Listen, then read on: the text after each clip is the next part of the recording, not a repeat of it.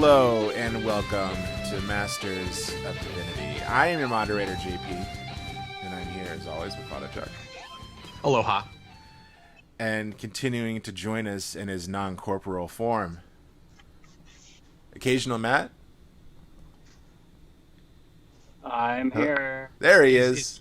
Is he here as the result of a craft? Is that how he got here? Do we need to? Do we need the SMD? Is that the SMDJ to come after him? ST and J. The way too many letters. STM. Can I just say ST and J sounds like a Scientology term? Like I got my ST and J this week. Oh, that's funny. I was thinking it sounds more like Myers-Briggs or something. Yeah, that too. We got to get some things out of the way first before we continue with MODAKU. This edition of MODAKU. Things out of the way. Chuck, happy belated birthday. Oh, thank you so much. How does it feel to finally turn 30? Have two friends that forgot. You just did a bit on top of my bit. Come on, one bit at a time here. You know, it's to be a grown up. You know, it's humbling. You know, the big 3-0. No, I am 38, and oh my. Saying that out loud is crazy to me because, like, it's such a. I kind of think of the Blink-182 line. Nobody likes you when you're 23. Yeah. Because, you know, 23 is like that age that's like. It's just such a weird age because, you know, 21. You know, you're like, you can drink. Woo, 22 is still kind of like, yeah, you're still young. Still drinking, you know. Yeah. Yeah, 24, 25 sort of feels like you're in your mid-20s. But 23 is just that weird, like, age where you're not really a kid, you're not really an adult. I sort of feel that way about being 38, where I'm not middle-aged. Yeah. Right? Because 40 is supposed to be middle-aged, even though it feels to me more like 50 is more middle-aged anymore. But 40 is supposed to be middle-aged. And 30 is like adult, right? Yeah. So 38 is sort of like neither of those things, right? It's I'm not young, but I'm not middle-aged. Right. It's not quite sad when you try to be cool, but it's getting right. Right. That's kind of why, like, I've grown my hair out and stuff, is I feel like I'm sort of like at that last stage where I can do that. Yeah. And not be seen as like a weirdo. Like you I think by doing that, once you get to 40, that's when you start to become like the characters in Big Lebowski. Right. And it's that can either be a good thing or a bad thing depending on who you ask. But for most people, probably bad. For us, I mean, I think of the dude as an enlightened being. I mean, he is. He truly is. He's a bodhisattva. So it's cool to me, but maybe not on Tinder. You know? Yeah. I mean, I'm at this. Being 38 is like, I sort of feel like too that I'm really nearing that age where like the clock is ticking on me getting a new tattoo. Yeah. Right? Because like I have one tattoo and I kind of want more, but I also feel like I'm hitting that age where like once I get to be like 70, I can do it again. That's true. Because then people see the novelty of like grandpa getting a tattoo. Right. But I'm definitely at that age where like I can't do that stuff anymore. Getting closer and closer to that. And like even times when like I put on like a t-shirt that has like Godzilla on it, I'm like, I just don't know I can do this.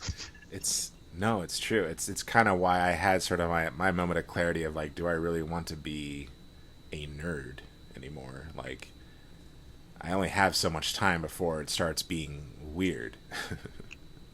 Right. You know, as though it wasn't already, but yeah. Right. Even with our mainstream nerdness, it might be there's some time before it starts being like, oh, that's sad.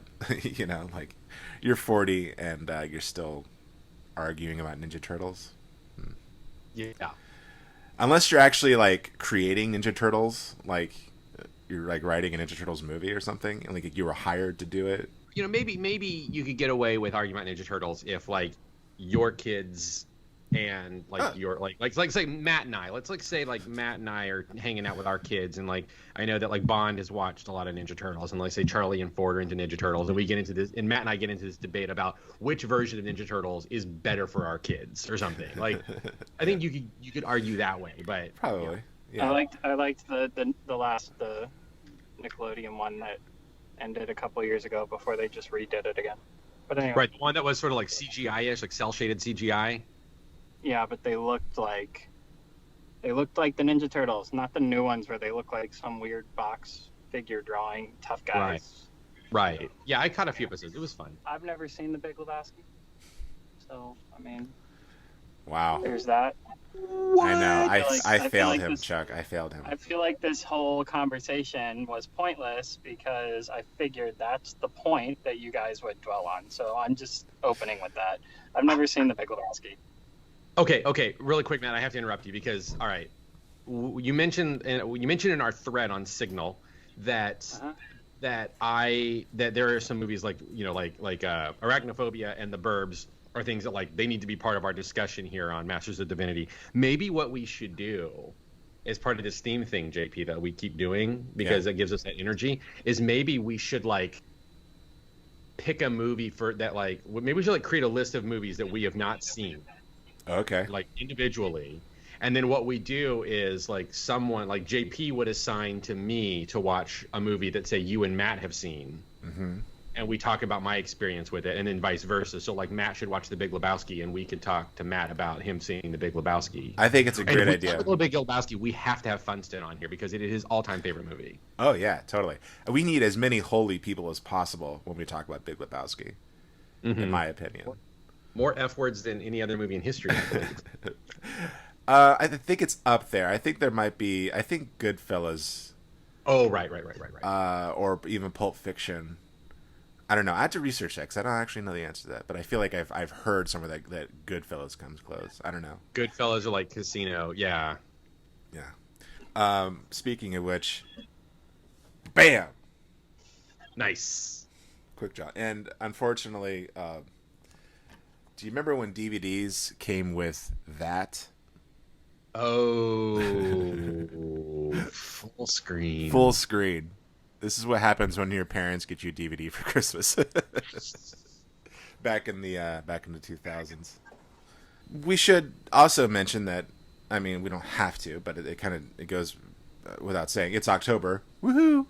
Let's get Yay. so it's time to get spooky. Hold on, let me just. Okay. What is that? This is pumpkin Must spice. be pumpkins, but I thought so. You dork. Can I ask a question? Yeah. When did the phrase spooky season start? Because I hate it. Why do you hate it? I mean, and to answer your question, I have no idea. But what's wrong with spooky season? You know, it does kind of feel like the happy holidays of Halloween. It just sort of Well, one day I mean, showed up, and it was like I never agreed to this. Yeah, it's a war on Halloween, JP. We can't support this spooky season. Well, maybe it's just Happy a way. Halloween. Well, maybe it's just a way to be like to get into Halloween spirit without actually saying Halloween and saving Halloween for the actual day. You know? Yeah. I mean, I don't Chuck, know. this has to be like your all-time favorite time of year, right? What are all the scary movies you're gonna watch in October? Look, man, I am.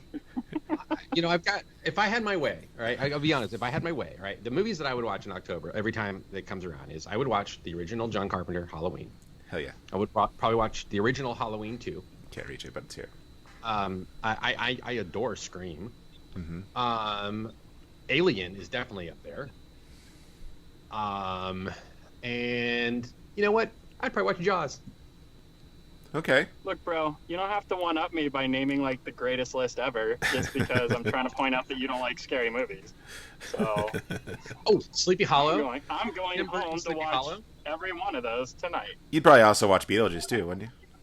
I probably watch people, but yeah. You see, for me, like when I think of like the whole idea of like Halloween as a season, like my aesthetic is less like, you know, horror films like, you know, like Saw or like, you know, like or It's supposed I'm more about like the atmospheric type stuff. So like I really like Tim Burton stuff. Like Yeah. I love Sleepy Hollow. I think Sleepy Hollow might be like in my mind what I think Halloween's supposed to look like.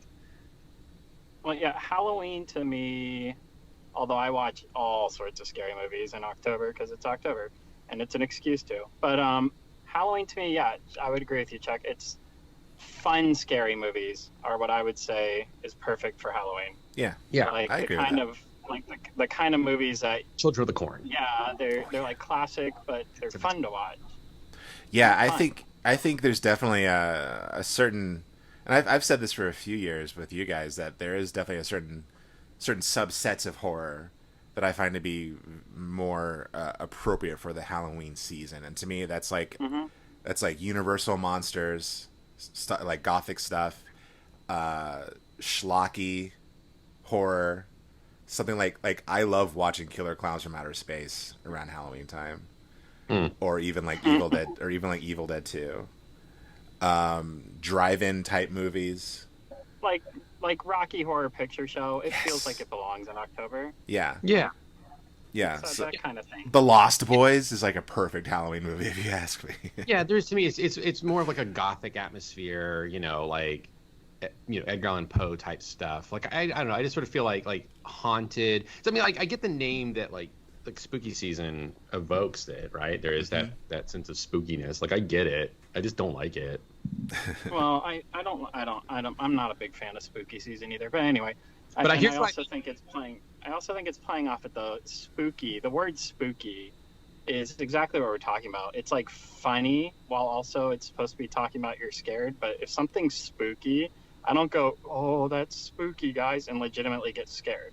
It's more like, oh, that's spooky. You know what I mean? It's just goofing around. I will say the hardest thing for me right now, in terms, not hardest, but like one thing that's hard for me in October to not experience, because I've experienced every October for the past like 5 years or so, is going to Disney World and going on Haunted Mansion. Yeah, dude. Yeah. That's something I miss. I'm gonna miss out on. Of course, there is the great Halloween Horror Nights at Universal, which was a great thing Yeah. in its time. But here's what I think Speaking about of things we're getting too old for. Carry on. yeah. But getting back to the whole spooky season thing, here's what bugs me, I think, most about it, is I feel like it's a term and a concept that we came up with to sell more crap to stick in your yard. Because like we have to create Halloween, season, so you decorate your yard for the season rather they than didn't like have just to- they decorate didn't your have to house work. for one day. They didn't have to work too hard for that, though. I've been hearing for years that Halloween is the second most decorated holiday anyway. Yeah, that's probably true. So Have you guys I seen the think it's giant? just the culture is growing on it. You're going to talk about the Home Depot skeleton. Yeah, have you seen the giant skeleton? That big boy. I haven't seen it, but I heard about it because Kana had to take the boys to Home Depot for something when we were moving a couple weeks back when we first moved. And when Kana comes back to the house, Ford comes storming in the house and he's like, "Daddy, you won't believe it. There's a giant pirate skeleton at Home Depot." Because to him, skeletons and pirates are like that's what they are. I was thinking of Chuck's list, and I'm a little disappointed because I said it was almost like the perfect list. I'm a little sad, Chuck, that you said the original Halloween and the original Halloween 2, and you stopped before what is probably one of the greatest Halloween movies ever, which is Halloween 3, the season of the witch. Season of the witch. Yeah. It's the only time of year that movie is amazing. JP, it is a movie that the more you watch it, the more you realize it's incredible. I love that movie. It's so perfectly not good. It's also sort of becoming like the "It's a Wonderful Life" amongst horror fans. That's Like where it was I mean, like everyone hated it when it came out, and it was so unpopular for years, and then people started reevaluating it and watching it strictly for Halloween, and now people like love it. Yeah, it's like the perfect October movie. It's a movie that set out to be a scary movie and instead became spooky. Yeah. Became spooky. And Well- I mean, even the fact, JP, that it's called Season of the Witch, but that really has nothing to do with the movie, is just perfect. Like, what witch? It's so dumb. Why can't we call it the witching Love it. season instead of the spooky season? Because that would offend people. I don't know, I because guess. people want to be spooky.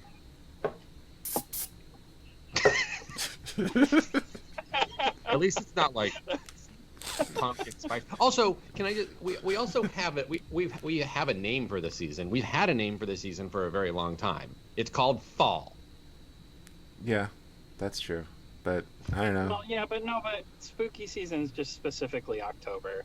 Fall goes into like Thanksgiving and everything too. The witching season, which is a fitting lead into. Yes, to what we're going to be talking about on this edition of MODAKU. We watched Witch Hunter Robin. 320 years have passed since the coven sank in the dark.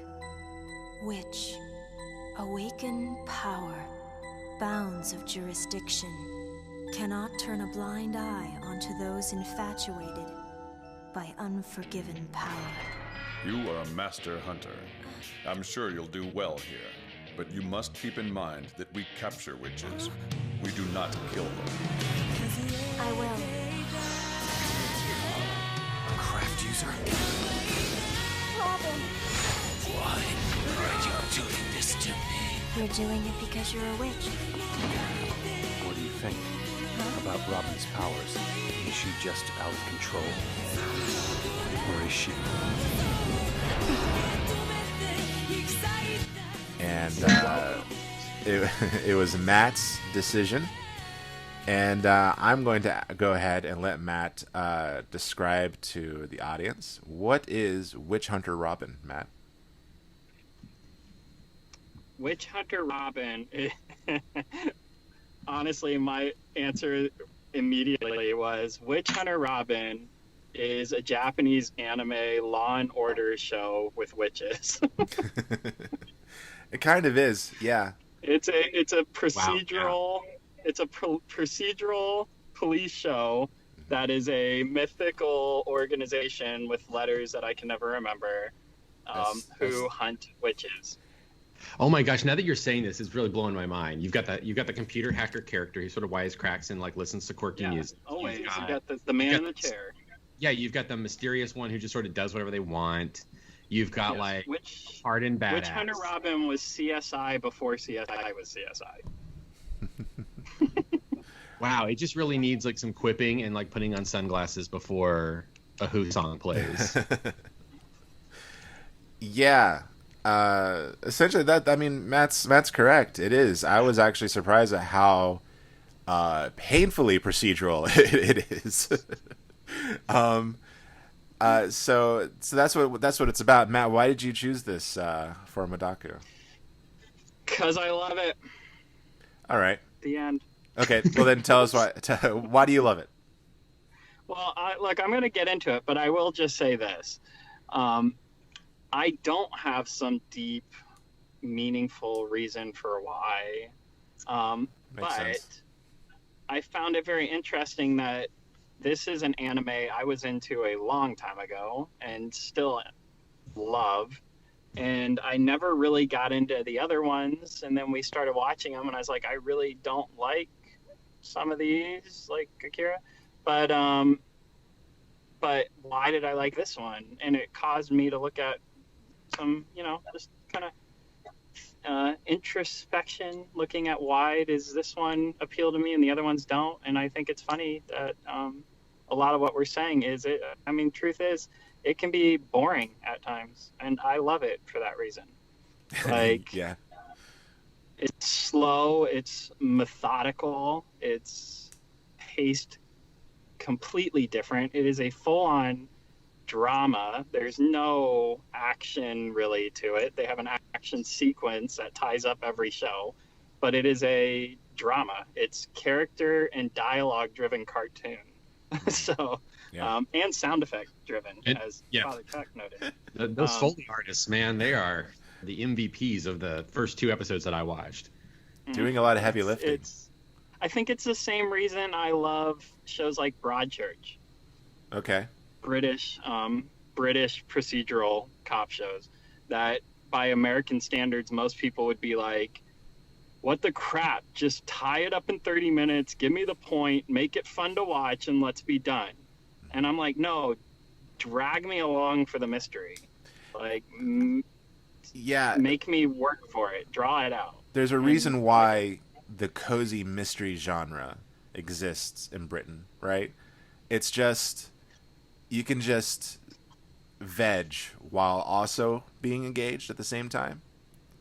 It's and it's kind of, to me, and I know a lot of people will probably disagree, but I feel like that was always supposed to be the role of television, you know, before we started making prestige television, before we started having people had to like glue themselves to the screen just to see what happens next. Thanks, Lost. What's funny to me, just kind of touching on what you're talking about here, America 100% proved that we're losers and can't handle TV like that with The Killing. Because here's a show that came out that actually thought out the mystery and did it like they didn't rush anything in the show The Killing. It was drawn out, episode to episode, was like waiting to find out maybe one more word in the sentence that'll make up the story of what's happening.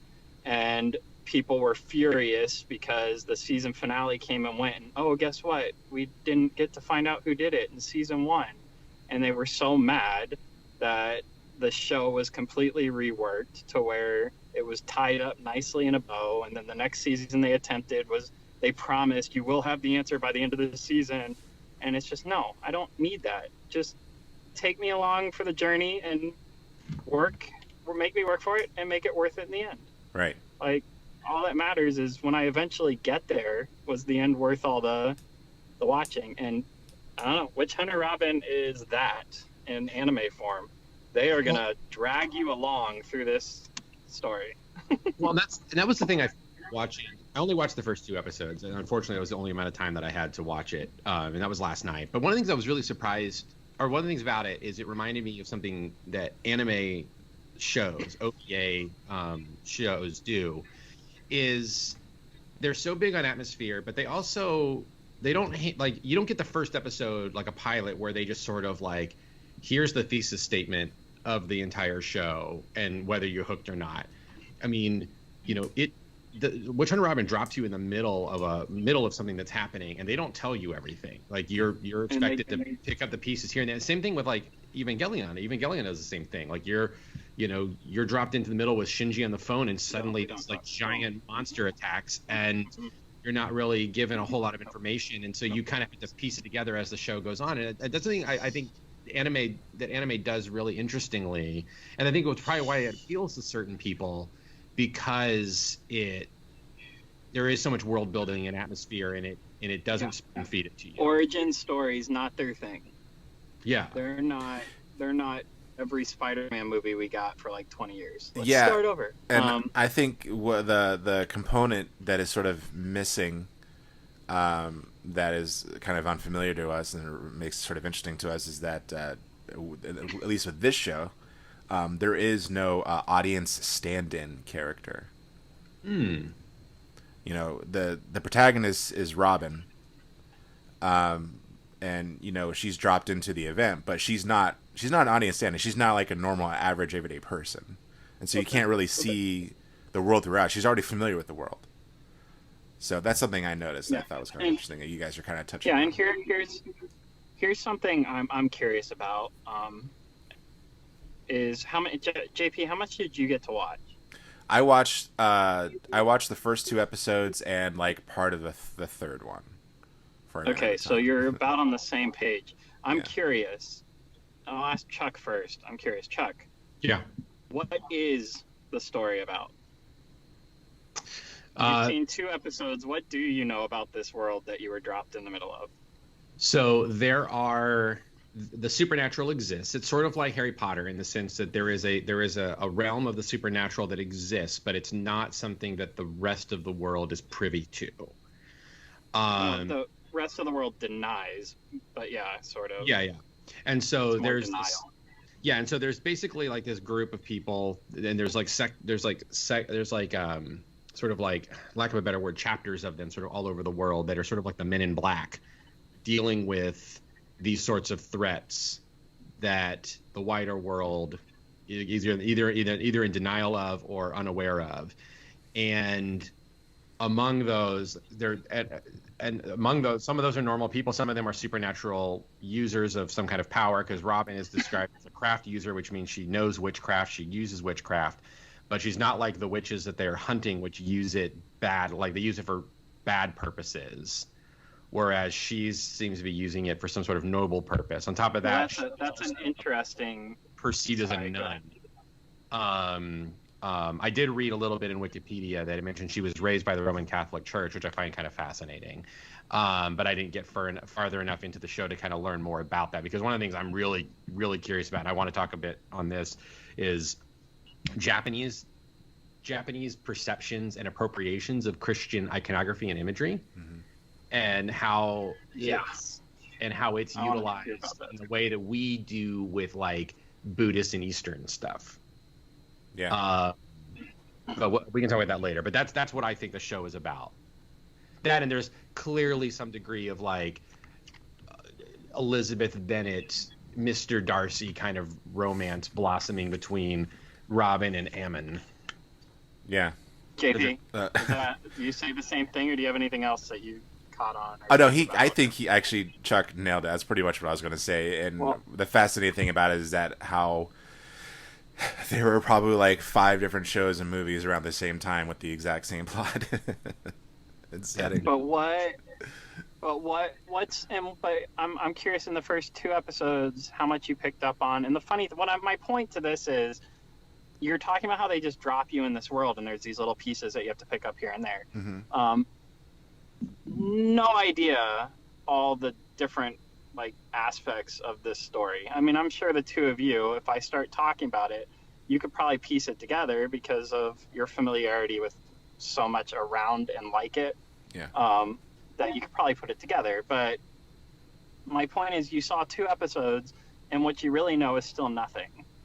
Whereas, like, you watch the first episode of like X-Men in cartoons in America, and it's going to tell you everything about X-Men, because they're going to have a new student walk into the school, and that student's going to have to be explained exactly what they do, why they do it, where they're at, here's how it works, right? So that we can understand what X-Men is. Whereas Robin is a new character who walks in, and she walks in knowing more than most of the people there, it seems, and just goes right into it, and we're like, what's happening right now? But like, there's these little things that are hinted at and suggested at. Like, did you pick up what's different about the group that she's with in Japan? They don't one kill. thing that she was blown away by. Yeah, they don't kill. What do? They take away their powers. They capture them and take them where? We don't see where they put them, right? But it's almost like they put them in like a coffin-looking thing, and I assume it's sort of like the containment chamber in Ghostbusters. They just sort of stick them in there. The factory. But JP said they play the factory. There's this group, this mysterious outside entity being discussed called the factory. They answer to the factory. We go to the factory. What does the factory produce for them also? Oh no! Tell me they grind them up and make the weapon. Orbo. That Orbo, the stuff that stops the power from working. Soylent Green is people. Only people that have it is them. And it's green. From the factory. They're sending these people to the factory. So where do you think it's coming from? Yeah, it's Soylent Green. Orbo is witches. That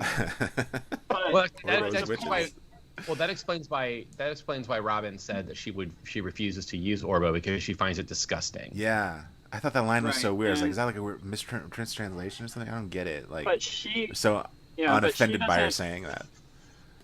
She doesn't fully know it yet either, because another thing about the show that becomes interesting later on is it has another thing that Japanese anime, it's like a big trope I'm seeing in anime, is to have the inherent hypocrisy within stories. Like, to have the group, like that show that will not be named. But are you talking Nerve? Yeah, sure. But to have these quote-unquote angels coming down to kill us, and angels are evil and horrible, so what do? We use angels to fight back. So it's like, we hate these things unless we can benefit from it, then we love them. It's like this inherent hypocrisy. The show Witch Hunter Robin becomes that when Robin realizes she is a witch. There is no difference between her and the people she's hunting Yeah, down. that's what I was gonna ask. Like, well, I don't understand the differences between witches and craft. Yeah, there isn't one, Yeah. but they all act like there is. And Right. when she realizes there isn't, is when the show takes a different turn, because it becomes like her against everybody, basically. Because she finds out, like, no, we're persecuting this group of people for being different. So yeah, they're violent and evil, but what choice do they have? We did this to them, and we are them. There's no difference between them and me. So why am I fighting them? See, this It is becomes big. yeah, this is where we're getting back to like the differences between like Japanese storytelling and American storytelling, right? Like one of the things that like I read I've really gotten into Haruki Murakami, the Japanese novelist, who arguably is not that Japanese anymore in his writing style and blah blah blah whatever. But one of the things I was just thinking about in terms of like cultural differences, right? Like in Japan, one thing is that like there's not this sense of, so this is I'm gonna get a little kind of weird here for a second, but it'll make sense. Is that the like within the culture, like there's a sense of like we're not working against nature, we're sort of working with nature, right? So when it comes to like food, certain foods will be eaten because they're seasonally appropriate, and you sort of wait all year long to be able to enjoy this thing, and that waiting for it is seen as part of it. It's not just a matter of because you liked it once, it needs to be available to you all the time, right? And that's sort of like waiting for the cherry blossom to bloom, right? That's a very Japanese kind of thing, right? The love and adoration of the cherry blossom. You wait all year to be able to experience the cherry blossoms. Cultural imagery in Japan is things like the lotus that begins to bloom at the bottom of the that begins its process of growing out of the silt and then coming through the water and then blooming once it reaches the surface of the water, the chrysanthemum and its layers as it comes out, right? So like these cultural metaphors and images that explain sort of the sort of spirit and thinking of a lot of East Asian cultures, particularly Japanese culture, that fits within that storytelling mindset of we're going to take our time to tell this and we're going to let it sort of unfold on its own, right? We're not going to, the idea is not like in American storytelling where it's like we're going to throw the thesis statement off in the beginning and then here's what the story's about and then here are sort of like, things that happen sort of in relation to this thesis. Right. Instead, it's we're not going to tell you the thesis. We're just going to have you read this as and engage with this as it unfolds. And so like if by the end of the first episode you're not hooked, well then you need to invest the time in figuring out what's happening and what this is all about, which is very fitting with like a lot of Japanese pop culture, like J-pop groups. Like these people learn these elaborate dances. I mean, there's a lot of investment that's put into being a fan of something in a lot of Japanese popular culture, and that's just sort of part of it. And they embrace that rather than, this American approach where it's like we've got to like whiz bang sell you on it, and then once we sold you on it, we can do interesting stuff, right? That's why like in a lot of American TV, it doesn't get interesting until like the third season, right? Yeah. The first season is almost always like, it's kind of dicey, It's almost like focus testing, like in real time, like right. And so those differences are fascinating to me. Yeah. That's interesting, Matt. I mean, it does kind of call back. I can't think of anything else of them, but I feel like I'm pretty familiar with that kind of storytelling. The anime shows that I've seen, movies that have interested me, there's really only two that I absolutely was into, and that was Witch Hunter Robin and Full Metal Alchemist. Okay. And Full Metal Alchemist kind of plays on a lot of the same things, where it's these two brothers hunting alchemists, and yet they're alchemists. So it's like, why are you hunting them, and why are they evil but you're good? And it's like, yeah, they do bad things, but you do things without even thinking about the consequence to what you're doing. Mm-hmm. Like, it's the whole point to the show, because the show Full Metal Alchemist is based around the concept of alchemy. I can't forget what it's called. No, something exchange. It's like equal exchange. It's the running philosophy throughout the entire show is like the law. It's the law of equivalent exchange. That's what it is. That in order for you to take something of equal value has to be given. So the show becomes these two brothers that ultimately set out to save their mom who died when they were little. They're trying to bring her back through alchemy, which is why they brought back her body but not her soul, and in the process lost his brother's body but kept his soul, which is why his brother's a suit of armor. And the whole show becomes them hunting down these people for this group, them pursuing their own thing, also trying to reunite their family. But what you're seeing along the way is the cost of everything they're doing. So you're seeing that they are giving up who they are in this pursuit.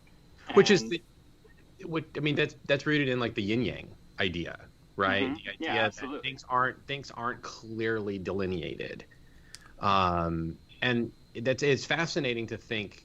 I don't know, it's kind of interesting to me to think about how clearly there are folks who are really into shows like this and storytelling like this, right? Because, I just doing some searches on Witch Hunter Robin, I found that, there's, fairly, not robust, but a significant like cosplay community around dressing up like Robin and things like that. So there's definitely some fans of the show, and these are American fans, or Western fans.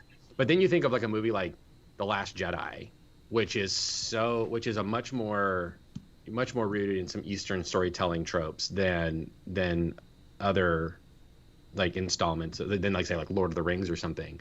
And there's such a vociferous reaction from the nerd community. Like people who would be into anime were so against that kind of storytelling in Star Wars. So just kind of I don't know, that's sort of an interesting thing. But yeah, that idea of the yin yang, that things are not clearly delineated. And so I think that's one of the reasons why we see that trope very common in various anime shows. I think it's funny, or interesting. I feel like this is pretty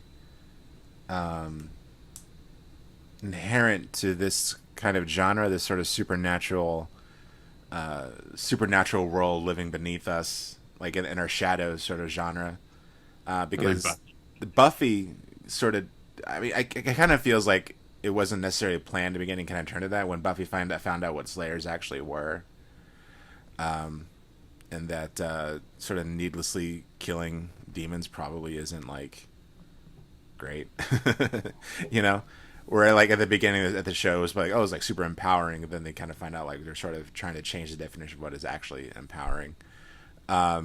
Because you find out that the Slayers were just sort of were created to, defend against evil, but they were doing it by a bunch of men, so that men didn't have to do it. But also like kind of turning the Slayer into a monster in the process, and that her powers were inherently monstrous, like evil.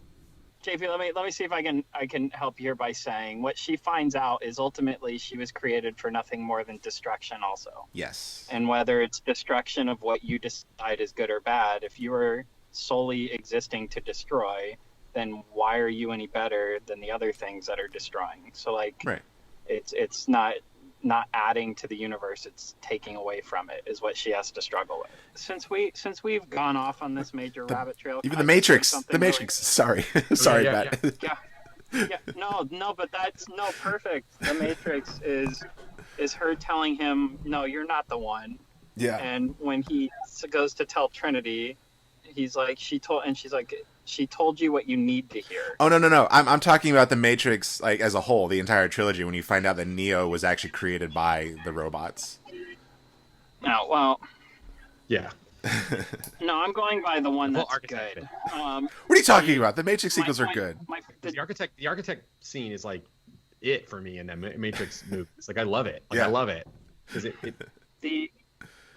Ergo. But I just wanted to say on something that has nothing to do with what we're talking about.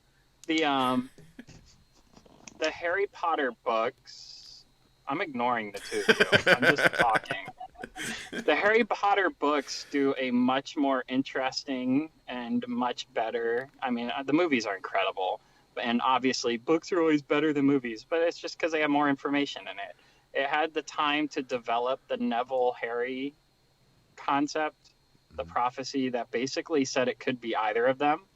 And in the end, I 100% believe when you read the books, there is zero doubt that neither of them is the chosen one. They both are the chosen one, and both of them choose to be the chosen one at the end of it. And that's because they wouldn't have beat Voldemort and saved everybody if they didn't both do what they did.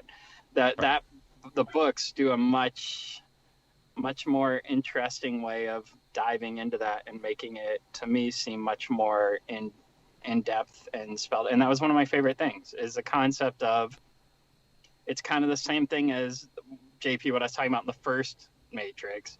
It's the same thing that the first Matrix set out to say, with the concept of Neo isn't the one because he's the one. He's the one if he chooses to be. Yeah. So he is told, you're not the one, which is what causes him to go down this whole rabbit trail of questioning himself and everything, which ultimately leads him to say, it doesn't matter, I have to do this anyway, which made him the one at the end of the Matrix. Same thing with Harry Potter.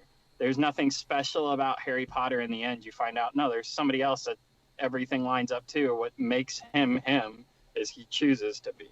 And to me, that's a much more interesting story than Destiny, which is why The Last Jedi is so much better than Rise of Skywalker. Yes. Preach.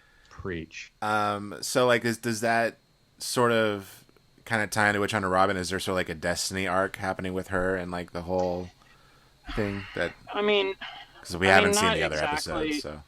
Yeah, no, not exactly. It's more, it led us down that rabbit trail, and we got to that through the concept of it. Witch Hunter Robin is definitely like I said, it's a procedural police show that deals with witches. But the overarching story that runs behind the episode by episode chase down the bad guy, is her coming to terms with who she is and her deciding who she wants to be.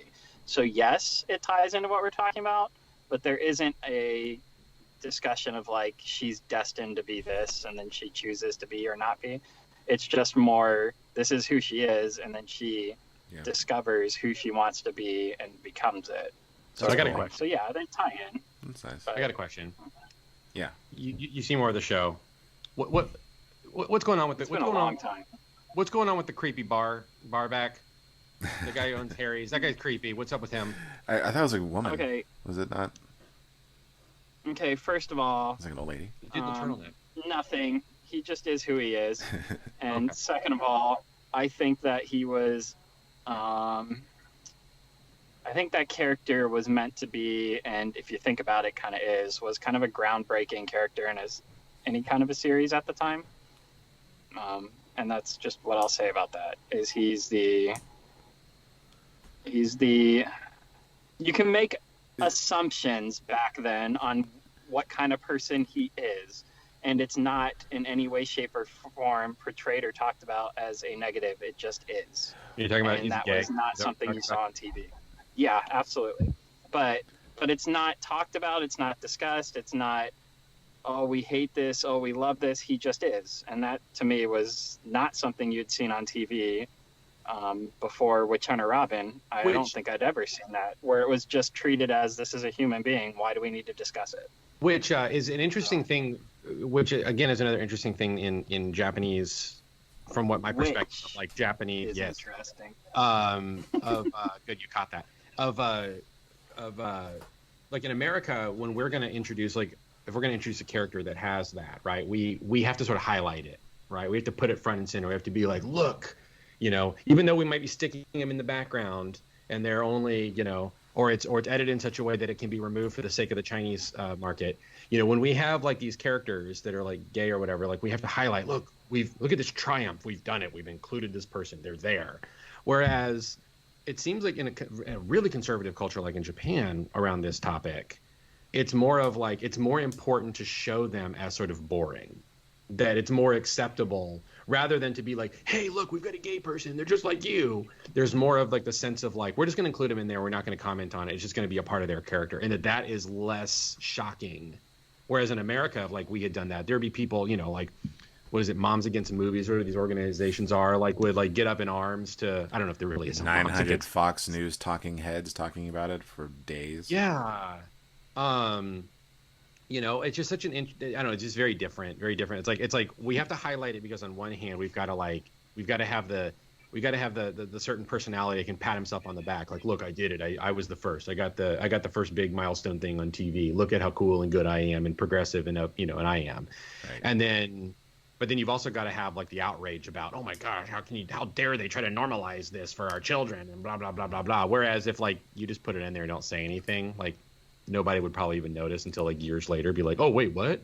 It's the id of the conservative and the super ego of the liberal working in tandem. Right, which is kind of like, there's this very interesting criticism of the character of Cam on Modern Family, that I remember reading where someone said that like portraying a boring gay couple is its own kind of progress. Yeah. Which I kind of like that. Is that why Ellen was so famous? Like, what, Ellen? Dude, do you remember the stuff that happened when Ellen came out? I know, but I'm just trying to say she's boring. That's all. I'm trying to say. Yeah, I mean, honestly, I do know of people who at one point were not open to same-sex relationships who came to be more open to them because they watched Ellen. Right. So maybe there's something to that.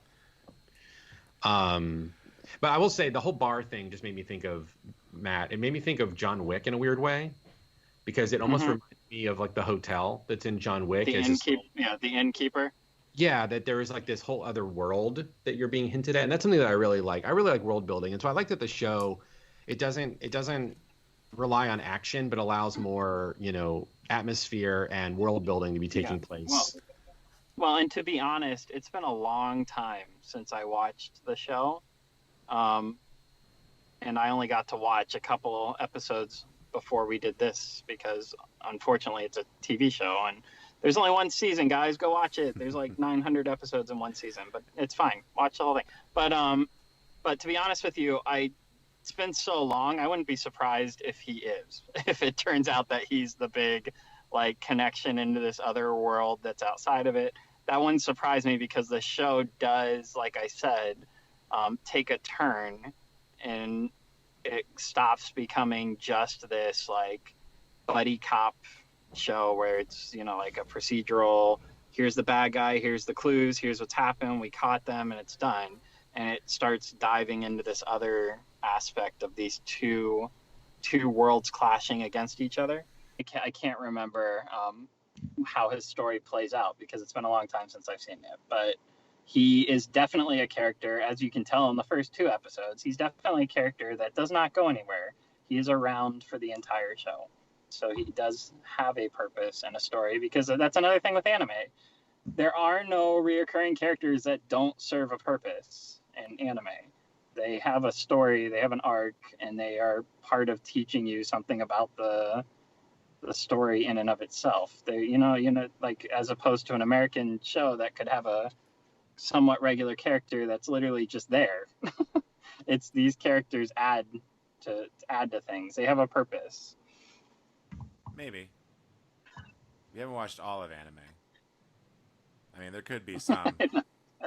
Look, I'm making generalized stereotypes here. If we have learned nothing in the past several centuries, stereotypes are totally fine, right, guys? Guys? There's an anime that I really want to watch that's around about There's baseball. A statement I'll never make. Go ahead. Well, it's about baseball, and the 3rd season is set in like Iowa, which I'm just really fascinated. I'm always fascinated by like a Japanese understanding of like an American culture or American place. Because I was looking up to see, considering how many like just how Japanese Hawaii is. I'm trying to figure out if there was any anime that were set in Hawaii, and there aren't, which was shocking to me. But I did learn about some others that are set outside of Japan, and this baseball show is set in Iowa. I can't remember the name of it though. But at least the 3rd season is set in Iowa. But it just I don't know. But it's fascinating to me. Like anime can, we got a show about secret society fighting witches, and we've got schoolgirls in mech suits. We got all those kinds of shows. But then you can also have one that's about baseball and another one that's about soccer. Like that's cool to me. I have some thoughts about the show. It's very 2000s. It has a kind of the theme I actually kind of like, and that it's sort of grungy kind of new metal. I won't say new metal, but sort of that grungy kind of contemporary kind of stuff you heard a lot in that time period. A lot of dark clothing, a lot of dingy design aesthetic, but also sort of gothic kind of mixed into it. And there's also like a sleekness to it. But it's not like, for some reason I'm not like put off by it. And I think it's because it's kind of owning up to it. Can I just say real quick? You're talking about the design aesthetics in the show. Yeah. I love the phone. Oh yeah. I want that phone. The flip phone? No. Like the actual hands. Yeah. Okay. I know what you're talking about.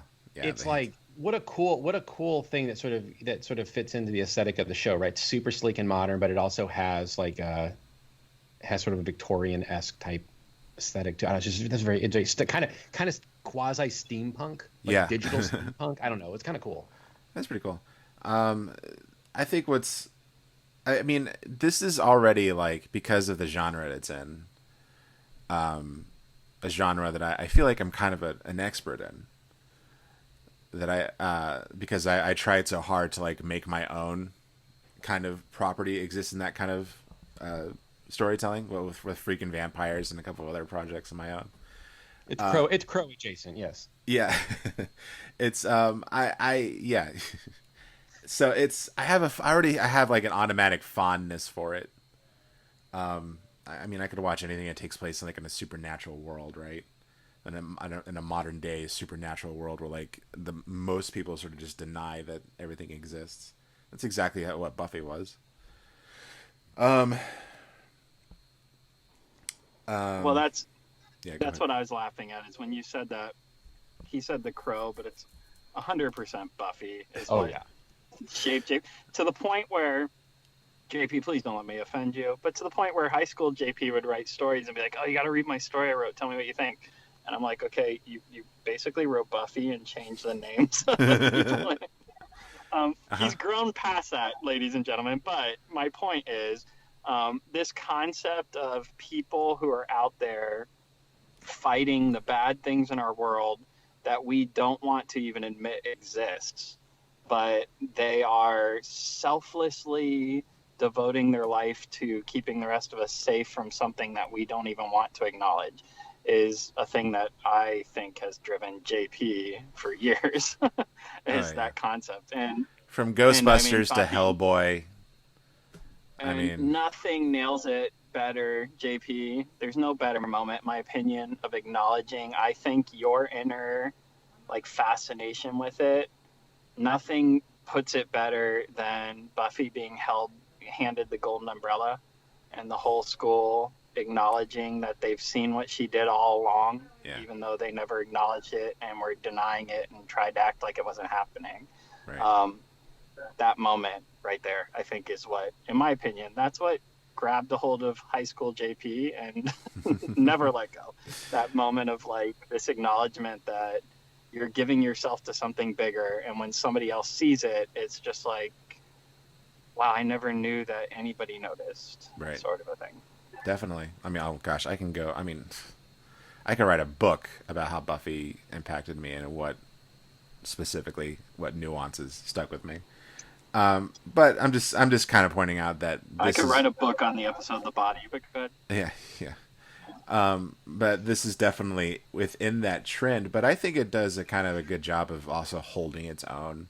There were so many, I just remember there being so many WB shows trying to be like Buffy, and BBC also chasing the Buffy hockey puck. Also Angel. Especially Angel. I think Angel produced more ripoffs than Buffy did, to be honest. I don't know what you're talking about, Charmed, Roswell. There was this show on the BBC called Strange, and it was about a priest. Wait, hold on. I don't want to know anything about Priest and Strange. I might have to. It was about a priest named, I think, John Strange or something, and he had this he had this little team of investigators, and one of them was a kid with Down syndrome who was also psychic, and he could sense demons And so he would hunt them down, but the demons they just looked like people with like fangs. Like, it was cheesy, but I loved watching it. Like, I don't care how bad it is, I'll watch it and I'll love it. And I think that one of the greatest accomplishments of that genre, one of the greatest things ever come out of it, Constantine. The Keanu Reeves film? Yes. Yes. Constantine and Blade. Blade's up there too. Okay, so first of all, yeah, this is a Chili's moment for me, JP. Yeah. I don't know if you like these movies or not right now, but I'm gonna go ahead and just flat out say, first of all, Blade, love Blade. Yeah. Like Wesley Snipes, come on, Blade, Totally. amazing. Guy went to jail. It's all good. Bring him back as Blade again. But Constantine, I actually love that movie too. Can't tell if you're joking or not, but I love that movie. I'll be okay about that movie. I mean, I am being retrospective. When we were growing up and all of this, watching all of these because we didn't have Buffy anymore, and I'm trying to recreate my own Buffy, watching all these, I was very unsatisfied with all of them. But there was a part of me that I was denying that, no, I actually love every single moment of this.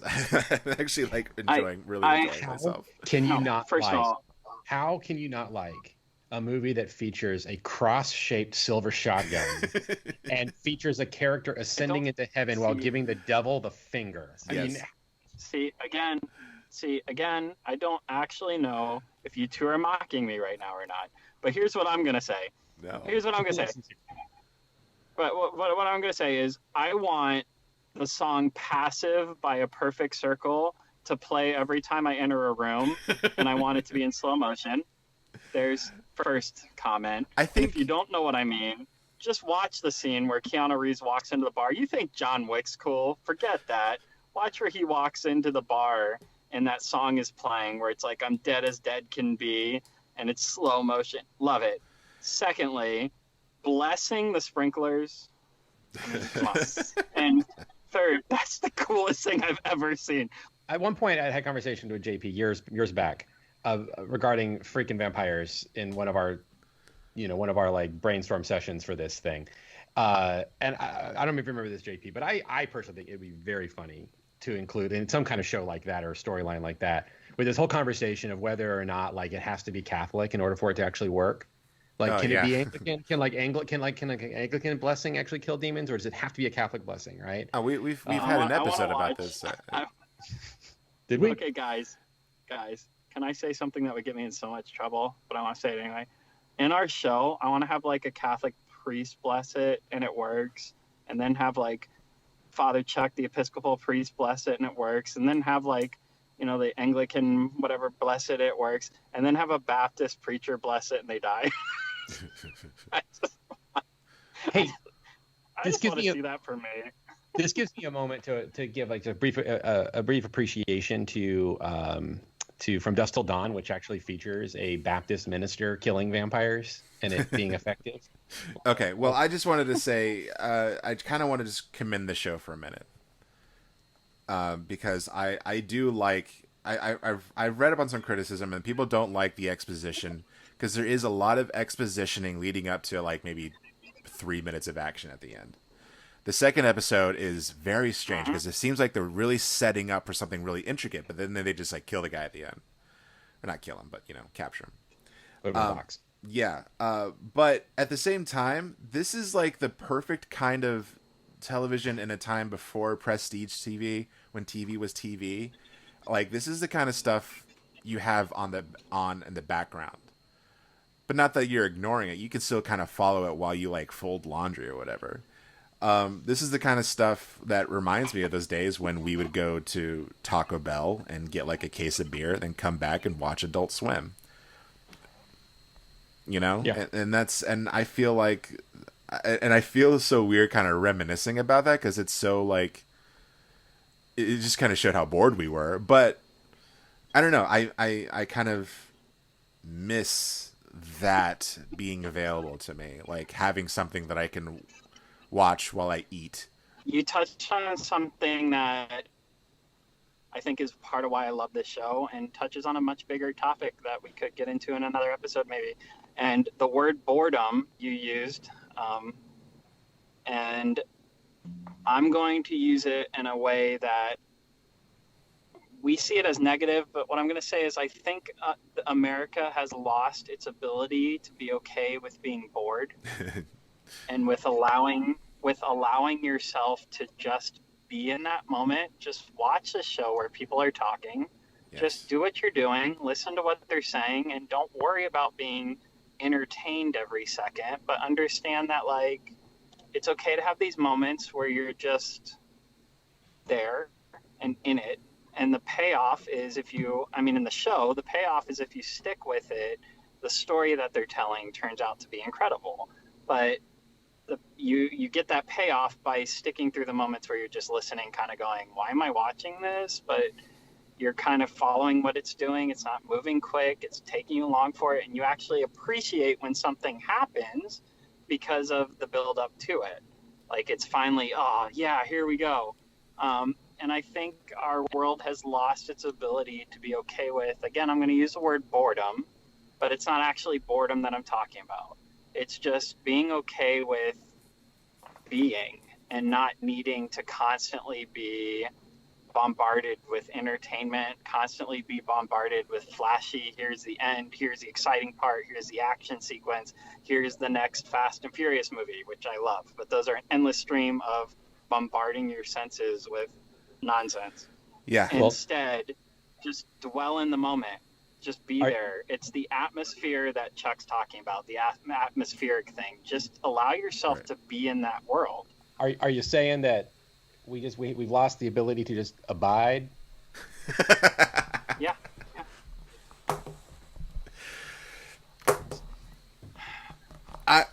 I'm probably gonna become the dude. I'm just gonna say it right now. Like, I think that's just my future. Like, it's gonna happen.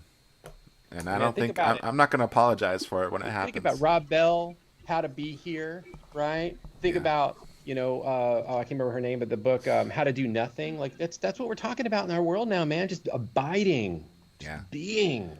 It's so true, because I've been thinking about this a lot too, about like how we should maybe don't yell at each other on social media. Like, and I know like some people think like I have to make some kind of stand. Like, well, we'll do it in reality. Instead you're not making any stand. Can we just address the fact that you're not making a stand on social media? You're just making noise. Probably. I mean, I don't know. I think some people probably benefit from it. Some, but it's small. Yeah. And I think it's people who have a real life presence that make a difference in social media. Not the guy sitting at home who thinks his life is social media. I have kind of started to like go outside just to feel like the pull of like I have to go back in and sit and on my phone, on my laptop, whatever, just to feel that and to feel like, what does it feel like just to go through it and come out the other end? How do I feel about it? And like, what is it going to reveal about me? What am I going to find out? And it's led to some interesting things. Like I started writing in notebooks again.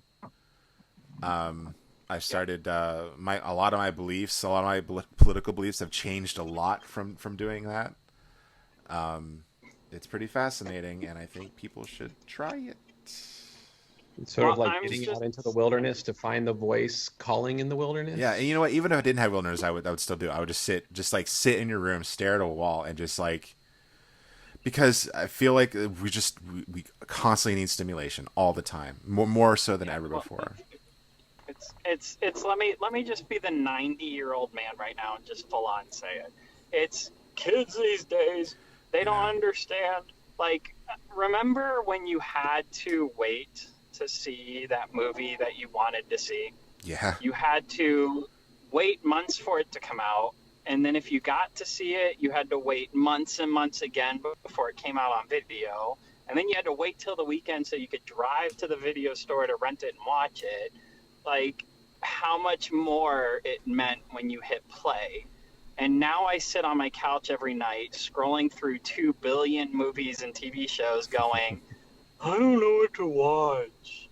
I don't want to watch any of this. Yeah. Like, there is something about I know we're getting old. We sound like old people. Guess what? When you grow up, you're going to sound old too. It's called wisdom. There is something about waiting that makes the payoff worth it. Like, even if it's not the best movie you've ever seen, it's better than the great one you saw tonight just because it was on Netflix and you hit play. The other one was better because we had to wait for it. Like, the anticipation, the wait, the growing, like, sense of how's it going to be? How's it going to end?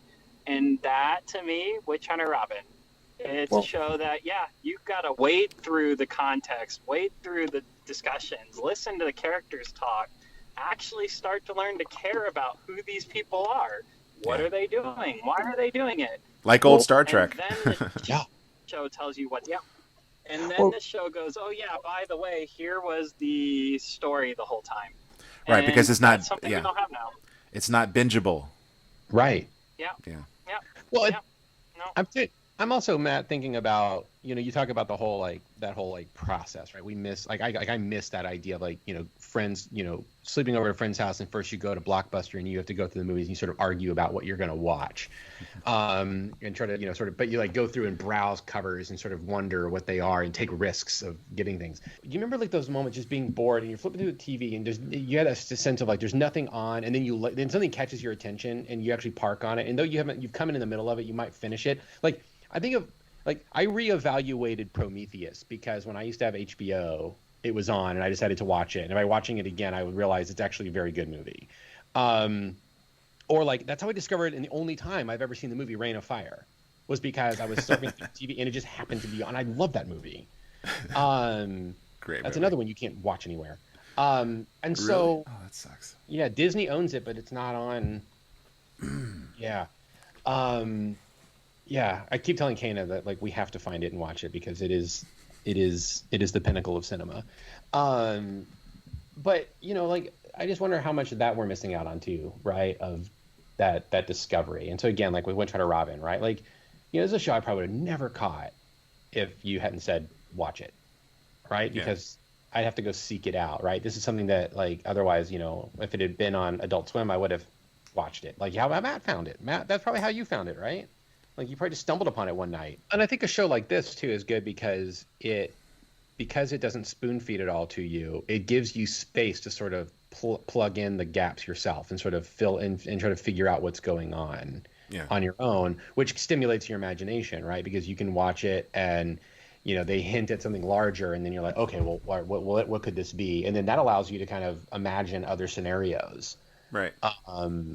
Which is, again, in a lot of American entertainment, it's spoon-fed because it doesn't want you to engage your imagination. In fact, I read, what was it? I read a thing not too long ago about Galaxy's Edge. No, it was Charlie was watching he was watching the behind-the-scenes thing on Disney's Galaxy's Edge park, and one of the Imagineers outright said, "We don't want you to use your imagination when you come here. We want it all to be real for you." And I remember hearing that and thinking, that's kind of messed up, right? I mean, isn't that your whole job about using imagination? Yeah. Is that what Disney's trying to do now? And is that what all of our entertainment is we don't have to use our imaginations anymore? That's scary. But yes, Chuck, Adult Swim is where I discovered the show. Yeah. So cool. But anyway. God bless Adult Swim. Still doing the Lord's work all these years later. Boondocks is on there. That's why I caught Boondocks. Yeah. Oh, God. We could go on and on about Cartoon Network and Adult Swim and just Toonami and just all the... What a gift that brought to us. Gotta go. Yeah. Well, we'll probably also go. Yeah, I think that's a good place to end it. I think it's kind of fun. It's an interesting episode because we didn't really get into the particulars of anime, which maybe that just kind of speaks to what the show is able to accomplish. Okay, well, particulars of anime, it was not flashy, colorful, and that's another reason I like it. It's dull and drab and boring. Yeah, a lot of threes. We learned about ones, twos, and threes in the last episode. A lot of threes in this show. Yeah. It's kind of funny. It's kind of funny watching Akira, then watching this, and be like, wow, does anything move? Yeah. I was going to say that animation is a little, obviously it's a show and not a movie, so they've got to be economical. Yeah. And the character designs are, aside from Robin, I feel are fairly generic. I think that's the point. Yeah, but I agree. because her character, if you saw the cosplay, which by the way, I'm curious, Chuck, wherever you discovered that there was cosplay, I guarantee you it's from 2002 because this show kind of died off right after it came out. Oh, okay. But the only thing anybody cosplayed as was Robin, because Right. her look was like iconic with these weird thin wannabe versions of Princess Leia things on the side of her head, but the long streaming, it had the obvious anime Japanese aesthetic to it with the hanging, like the loose hairs hanging and stuff. That became a major thing, and all the other characters nobody remembers because they're generic, and I think that was the point. I want to say though, I did have to chuckle a little bit in the second episode because she wakes up at the very beginning of the second episode. She comes out of her room and her hair is down. Yeah. So we get a moment where she's starting to actually put her hair up and we see it. And then when it's done, all those strands are placed. Like I had this moment where I was like, is this intentional? Like I thought it was supposed to be like half-assed. No, this is intentional. She actually like lets the it's things a billion%. Yeah, it's a billion%, guys. It's the absolute equivalent of us all attempting to have that perfect bed head of like, what? I just woke up and my hair looked this perfectly disheveled and spiky. Like, it's funny. It is. Cool. Well, anyway. Great. Well, we hope you enjoyed MODAKU. We're done. Yeah, that's it. That's all, folks. Leave us a comment. Let us know if you liked it and if we should do it again. I, for one, think we should do it again. I thought it was fun. Yeah. But if you had some thoughts, go ahead and leave them. We, of course, read them because we don't get many anyway. So, once again, I want to thank Father Chuck. And I also want to thank Matt for bringing us Witch Hunter Robin. Yeah, and I think you guys should keep watching it. I probably will. Like I said, Yeah, go ahead. Well, I would say one of my favorite novels is Silence by Shisaka Endo, which is a very beloved Japanese novel that was written by a Japanese Catholic, and it's so like that whole thing is just very bizarre to the, like in Japanese culture, and so like I just want to watch it for the like Japanese pop culture views on like Roman Catholic iconography and stuff like that. Just stuff always fascinates me. Cool. And he had to name drop a bunch of other things that none of us have any clue what he's talking about. But go ahead, carry on. So, and that's all. Join us again next week. Again, thanks, Matt. And also thank you, listeners and watchers. Don't forget to like, subscribe. Yeah. And everybody leave lots of comments telling Chuck to buy the Burbs so we can do an episode on that next week. Have a wonderful week and enjoy spooky season. You stole it. You stole it. I was going to say it. Good journey. Good journey. Good journey.